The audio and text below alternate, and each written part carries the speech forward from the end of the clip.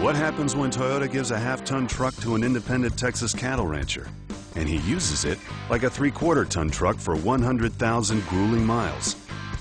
Find out as Toyota engineers get the truck back and dissect the guts to see how it held up. This is Tundra, Deconstructed.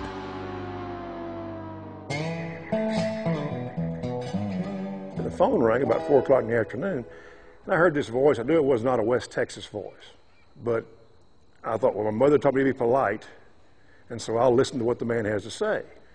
He wanted to know if I'd be interested in testing some Toyota trucks, and I said, well, after a pause, I said, certainly. I mean, anytime I get a truck to test, that sounds okay to me. I had my doubts. I didn't think it was big enough, and I just didn't figure it'd hold together. But it did.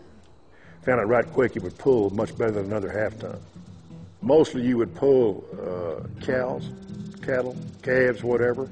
You do haul horses once in a while. You can take a half-ton Tundra and put a 24-foot gooseneck hooked up with cattle in it and pull it like a 3/4-ton Chevrolet or Ford.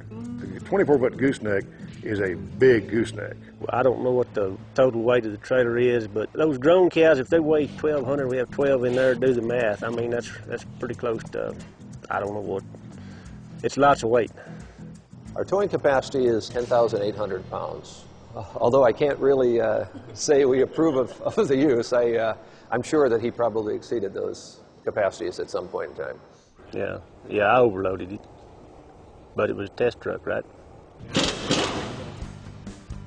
Even though they were towing heavy loads, we really didn't find any major issues with the truck after 100,000 miles.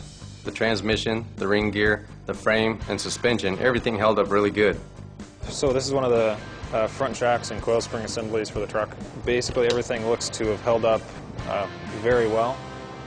So no big signs of any leaking from the shock or anything like that. With the cabin bed removed, we'll inspect the frame for any cracks. We'll check to see if any mud collected inside the C-channel, then take some photos for the designers to get a closer look. At first glance, the frame looks good. With the Tundra, the goal is to use the frame as a little bit of a flexing mechanism. Rigid doesn't necessarily mean stronger.